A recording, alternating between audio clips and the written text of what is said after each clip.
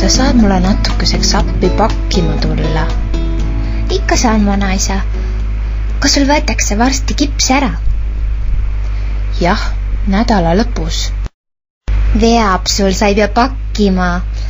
Olgu, mis ma siia kasti panen? Vaata, Kärt, ma kirjutasin iga kasti peale, kuhu miski käib.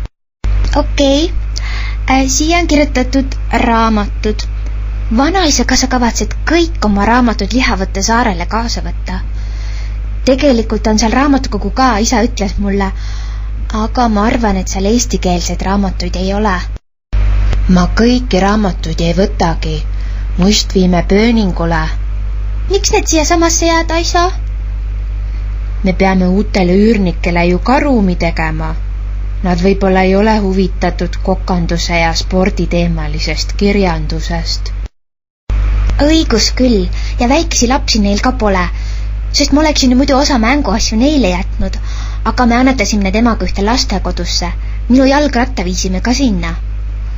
Kas sul sellest kahju ei olnud? Ei, ema ütles, et ma saan uues kodus uue jalgratta ja võib-olla saan isegi päris hobuse. Kui tore see veel oleks. Kuhu kasti ma need tennisereketid panen? Pane praegu sinna kõndimiskeppide ja õngede juurde. Ma tean, me võiksime siia kasti peale kirjutada sport.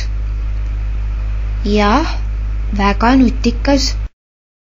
Aga siin on veel üks nimetekast, kus on fotoaparaat, teleskoop, kompass, taskuraad ja MP3 mängija. Mis ma siia kirjutan? Kirjuta näiteks tehnika. No, kuidas teil pakkimine edeneb? Väga hästi, näeb peaaegu valmis. Suurepärane.